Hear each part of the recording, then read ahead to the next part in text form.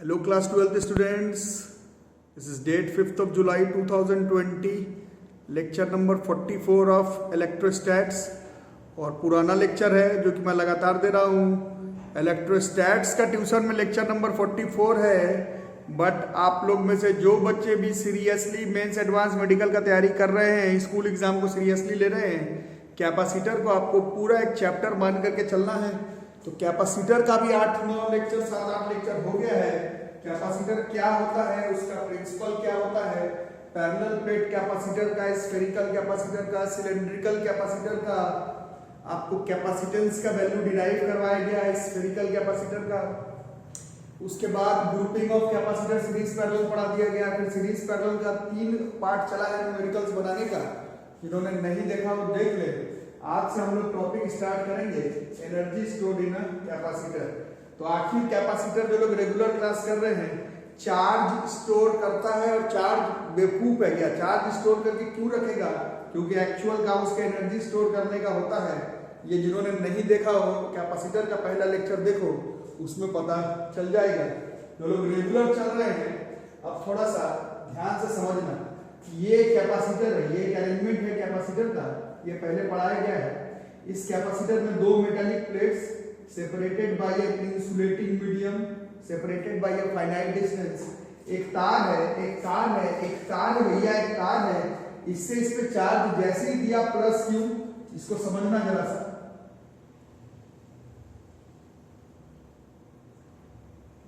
एक तार है, इससे चार्ज दिया हमने इस पे प्लस क्यू। अब जब दूसरी बार का प्लस क्यू दोगे, जब दूसरी बार प्लस क्यू दोगे, तो ये वाला जो प्लस क्यू है भैया, ये वाला जो प्लस क्यू जो उस मेटालिक प्लेट में डेवलप कर गया है, वो इस पॉजिटिव को रिपेल कर देगा, है ना। तो अब तुमको क्या करना पड़ेगा? जो पहले जितना वर्क डन करना पड़ रहा था चार्ज को मेटालिक प्लेट पे पहुंचाने के लिए, सेकंड केस में वो वर्क डन बढ़ जाएगा, क्योंकि जो तुम चार्ज दे रहे हो वो पॉजिटिव रिपेल कर देगा। तो तुमको एक फोर्स से रिपेल कर रहा है, तुमको एक फोर्स इनटू डिस्प्लेसमेंट करवा करके सेकंड बार उतना ही चार्ज क्यू को उस प्लेट पे चढ़ाना होगा। तीसरी बार दोगे तो फिर रिपेल हो जाएगा और फिर से तुमको वर्क डन करना पड़ेगा। चौथी बार दोगे फिर रिपेल कर जाएगा, रिपेल कर जाएगा, रिपेल कर जाएगा, रिपेल कर जाएगा। तुमको वर्क डन करना पड़ेगा, तुमको भैया जी वर्क डन करना पड़ेगा, तुमको वर्क डन करना पड़ेगा, तुमको वर्क डन करना पड़ेगा। और एक टाइम आएगा, definite amount of work done तुम दोगे, जिससे कि ये जो कैपेसिटर है तुम्हारा वो फुल्ली चार्ज हो जाएगा। ये समझ में आ गया? ठीक है। उसके बाद कॉन्सेप्ट ये है, पोटेंशियल का फॉर्मूला पढ़ा था 1/4πε0 Q/R। जैसे जैसे Q बढ़ेगा तैसे तैसे V बढ़ेगा भैया, जैसे जैसे Q बढ़ाओगे तैसे तैसे V भी बढ़ेगा। तो एक खास V, इसको कि हम लोग पोटेंशियल V से डिनोट करेंगे, इस पर एक definite amount of charge Q store करवाने के लिए तुमको एक definite amount of work done करना पड़ेगा। वही work done in charging a capacitor is stored in the capacitor in the form of electrical energy. और वही इलेक्ट्रिकल एनर्जी कितना होगा जी, कितना होगा जी, वो अभी हम लोग डिराइव करेंगे। जो लोग केवल स्कूल एग्जाम का देख रहे हैं, पैटर्न तो 1-2 साल से चेंज हो गया है। नहीं तो energy stored in a parallel plate capacitor her bar he board के एग्जामिनेशंस में पूछा जाता था। हर चीज हम लोग सिर्फ बोर्ड में क्या पूछा जाता था, नहीं पूछा जाता था, उस हिसाब से नहीं पढ़ेंगे। कॉन्सेप्ट को भी समझो, ये लिख लोगे। If we connect a battery across the 2 plates of a capacitor, the work is done और energy supplied by the battery. ये जो वर्क डन है वो कौन करेगा भैया? तुमको हाथ से थोड़ी चार्ज ट्रांसफर करना है, ये वर्क डन बैटरी को करना है। क्या करने के लिए? इन चार्जिंग द कैपेसिटर। कॉन्सेप्ट आया क्यों चार्ज करना है जी, क्यों चार्ज करना है जी, क्यों चार्ज करना है? तो इसी में एज द कैपेसिटर चार्ज, जैसे ही कैपेसिटर को चार्ज करोगे, potential difference across its plate increase करने लगेगा। अभी समझाएगा V बराबर 1/4πε0 Q/R है। ये तो खैर सिर्फ स्फीयर के लिए था, बट सबके लिए V K Q/R है। Q जैसे जैसे बढ़ेगा V बढ़ते चला जाएगा। Therefore, more and more work has to be done by the battery in delivering the same amount of charge to the capacitor. ये भी मैं समझाया था। जैसे तुम प्लस क्यू दिए, एक definite amount of work done किए, बट जब दूसरी बार एक उतना ही वर्क डन करोगे तो नहीं काम चलेगा भैया, क्योंकि वो जो प्लस क्यू है वो पहले वाले प्लस क्यू ये दोनों रिपेल कर जाएगा, जिसके वजह से वो चार्ज छिटक जाएगा, तो तुमको कुछ और वर्क डन करना पड़ेगा। थर्ड वाला चार्ज छोड़ने के लिए कुछ और वर्क डन करना पड़ेगा, फोर्थ वाले को के लिए कुछ और करना पड़ेगा।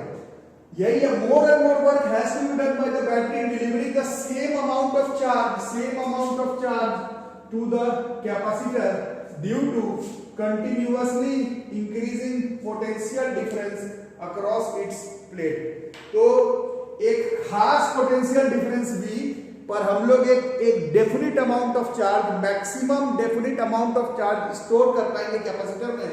तो हम लोग को वही डिराइव करना है, the work done in charging a capacitor is stored in the capacitor in the form of electrical energy. तो अभी हम लोग डिराइव करेंगे कि वो इलेक्ट्रिकल एनर्जी कितना होगा, कितना वर्क डन चाहिए होगा in charging a capacitor in the form of stored electrical energy. अब देखो बच्चों, डिराइव करना है कि कितना एनर्जी स्टोर्ड हुआ कैपेसिटर में फुल्ली चार्ज्ड होने में। ठीक है, तो थोड़ा सा समझना, थोड़ा सा समझना, थोड़ा सा समझना, थोड़ा सा समझना, थोड़ा सा समझना। शुरुआत में जो चार्ज दे रहे थे क्यू, वो कितने पोटेंशियल पर दे रहे थे? 0 पोटेंशियल पर। पहले पोटेंशियल कहाँ डेवलप हुआ? जैसे जैसे चार्ज आएगा प्लेट पर तब तो पोटेंशियल डेवलप होगा। शुरुआत का work done in transferring charge q to this plate, शुरुआत में क्योंकि V ही 0 होता, इस वजह से शुरुआत का जो इनिशियल वर्क डन है वो 0 होगा।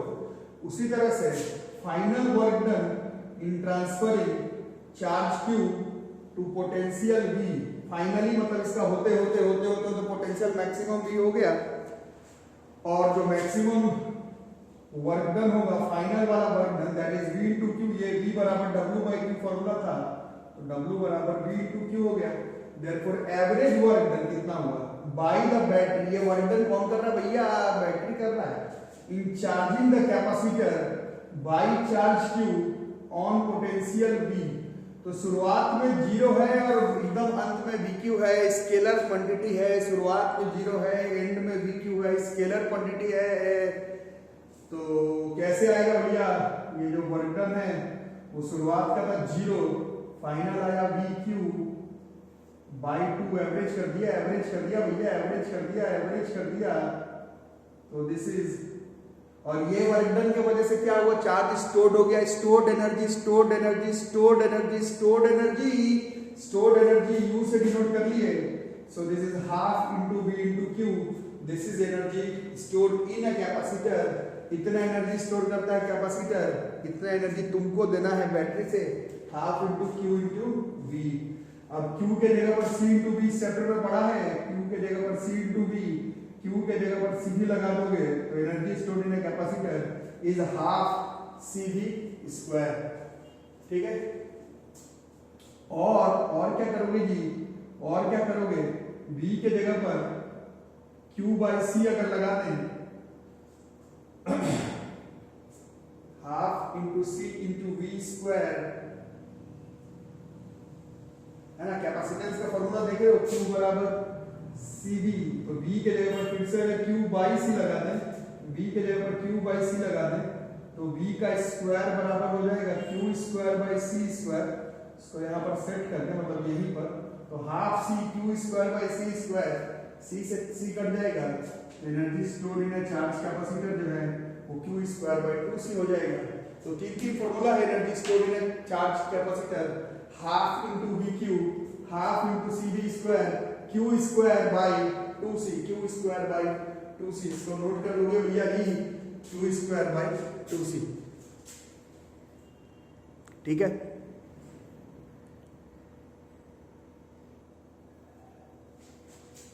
अब देखो बच्चों,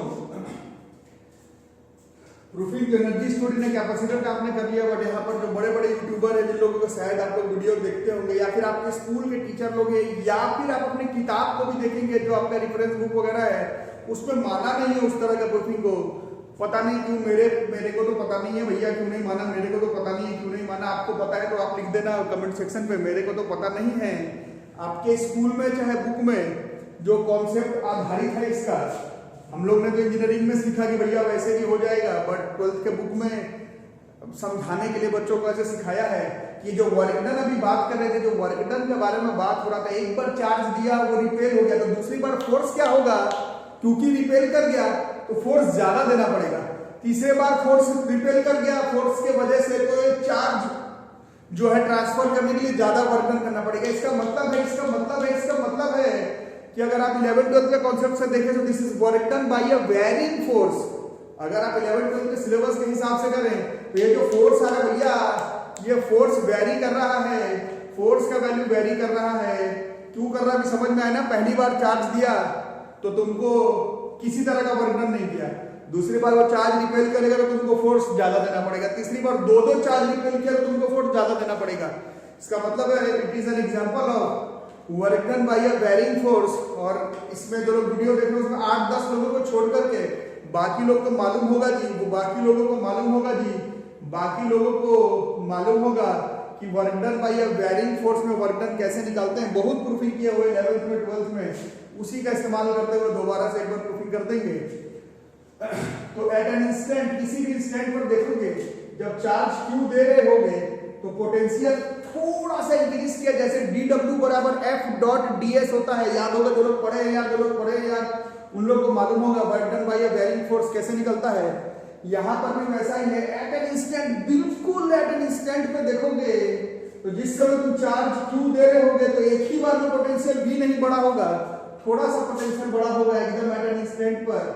तो जैसे W बराबर V इंटू क्यू, बट ये तो तब होता है, ये तो तब होता है, ये तो तब होता है जब ये कांस्टेंट होता, तब जब कांस्टेंट नहीं है तो जस्ट जब तुम चार्ज क्यू दे रहे थे एट एन इंस्टेंट पर तो small amount of work done जो है थोड़ा सा चार्ज देने में, मतलब थोड़ा सा चार्ज नहीं, इतना चार्ज दे कि potential just at an instant dV बढ़ा, तो उस केस में टोटल वर्क डन तो नहीं, पहले small amount of work done dW निकलेगा और small amount of work done dW से W, dW से W, dW से W, work done by varying force को निकालने का दुनिया में, पृथ्वी पर, इतिहास में और मिल्की वे में और गैलेक्सी में और यूनिवर्स में एक ही तरीका है dW से W निकालने के लिए, इंटीग्रेशन। तो dW को इंटीग्रेशन करेंगे W, अब ये dV मतलब पोटेंशियल, शुरुआत में पोटेंशियल 0 था और खत्म होने तक, मतलब जो हम लोग फाइनल एक पोटेंशियल V पर कर रहे हैं तो इसका लिमिट जो है वो 0 से V लगा देंगे।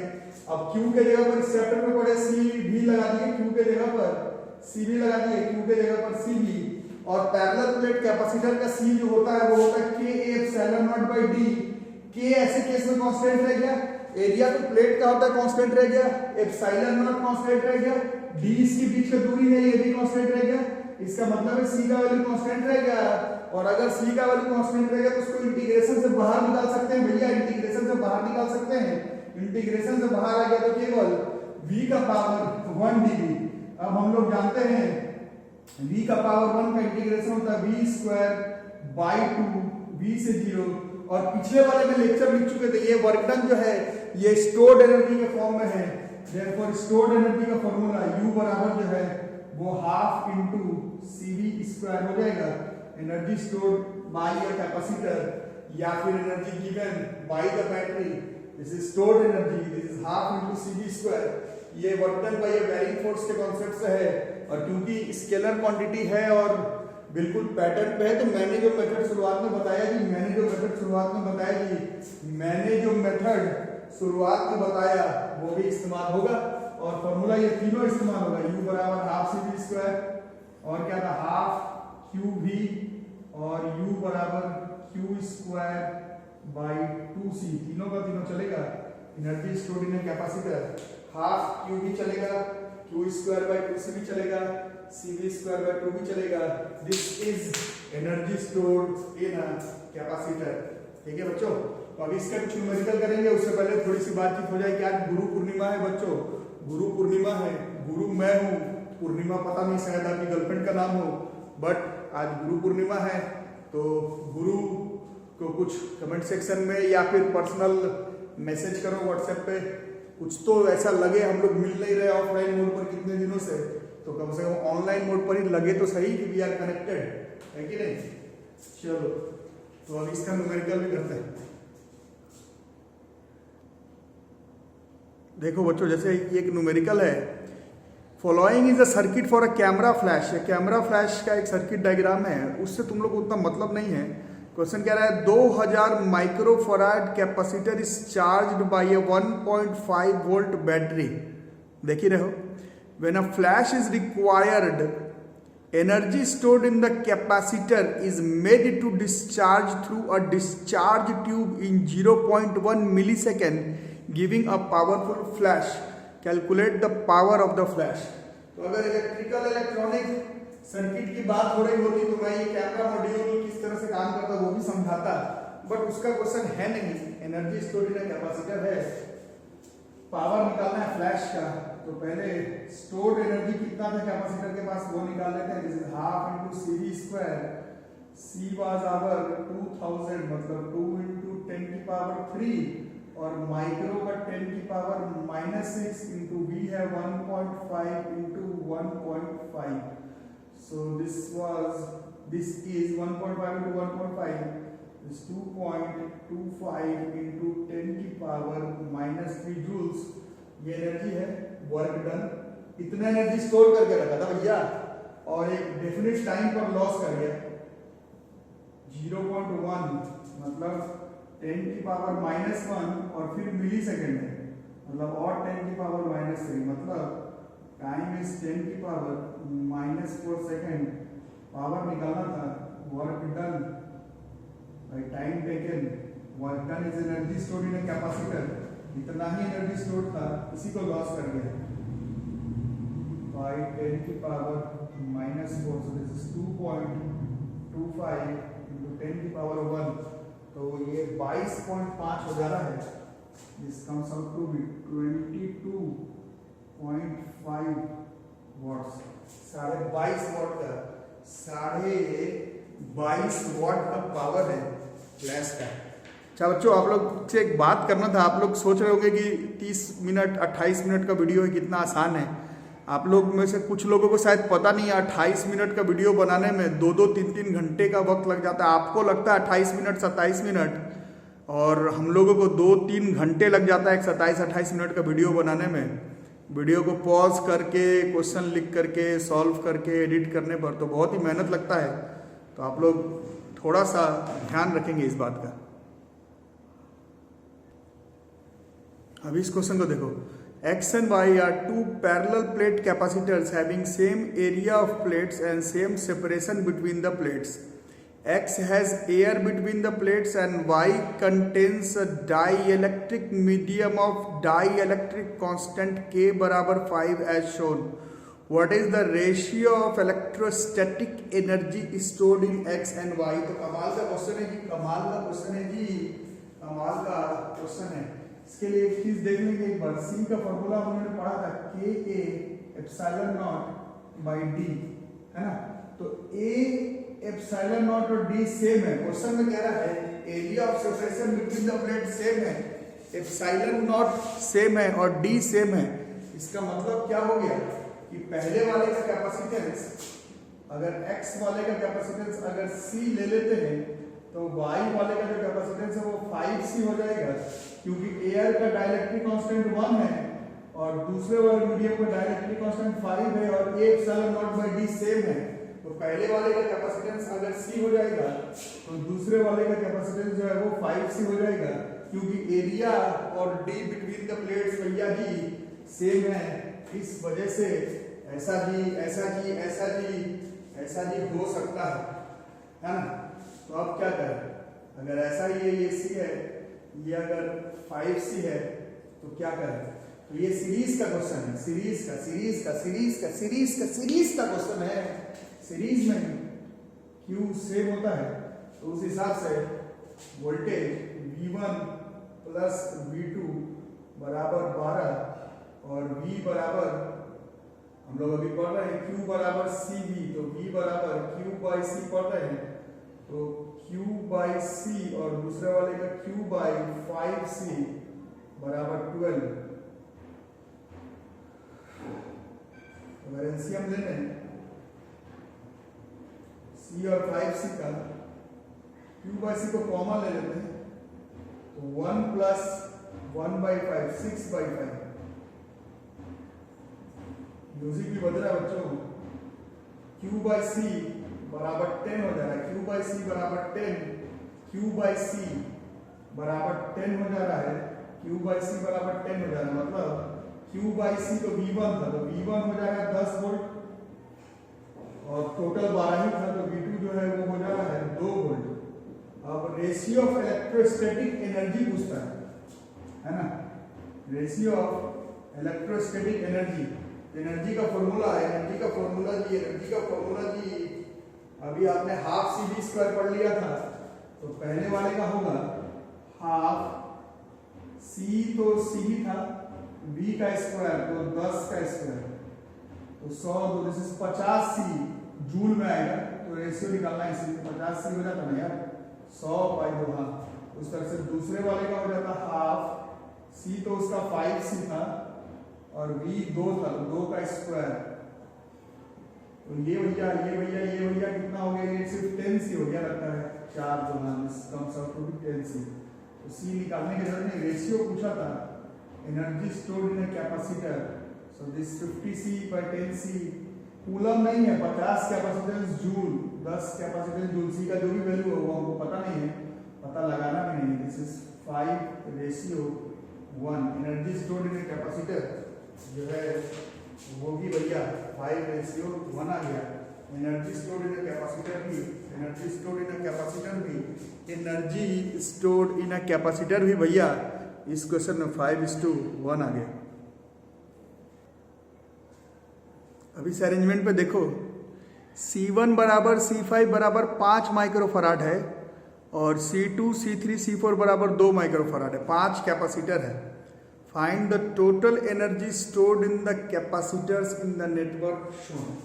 ठीक है, इसमें जो लोग रेगुलर क्लास कर रहे हैं सीरीज पैरेलल का, जो लोग रेगुलर क्लास कर रहे हैं जी सीरीज पैरेलल का, लोग रेगुलर क्लास कर रहे हैं सीरीज पैरेलल का, हम लोग को मालूम होगा ये C2 C3 ये सीरीज में है,